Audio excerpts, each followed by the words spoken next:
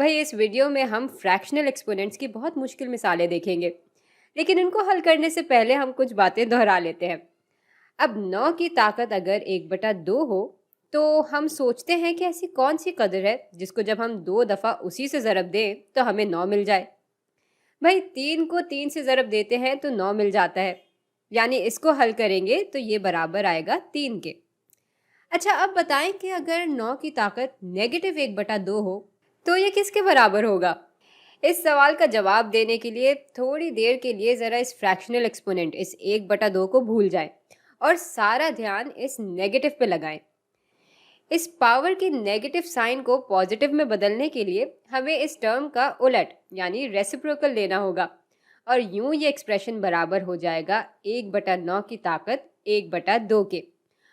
अब ये चीज़ तो हम पहले ही हल कर देख चुके हैं। 9 की ताकत जब 1/2 होती है तो ये बराबर हो जाता है 3 के। अच्छा, अब हमारे पास -27 है जिसकी ताकत है -1/3। चले इसको हल करते हैं। फिर से नेगेटिव ताकत को पॉजिटिव में बदलने के लिए हम इस एक्सप्रेशन का रेसिप्रोकल यानी उलट ले लेंगे। ये फिर बराबर हो जाएगा 1/27 की ताकत 1/3 के।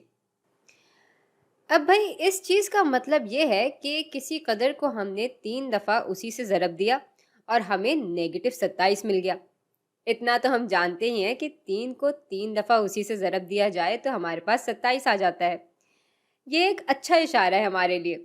अब देखते हैं कि -3 को जब हम 3 दफ़ा -3 से ही ज़रब दें तब हमारे पास क्या आएगा। तो -3 ज़रब -3 ज़रब -3 बराबर आ जाता है -27 के, यानी ये पूरा हिस्सा बराबर होगा -3 के। और यूं हमें 1/-3 मिल जाएगा जिसको हम -1/3 की सूरत में भी दिखा सकते हैं।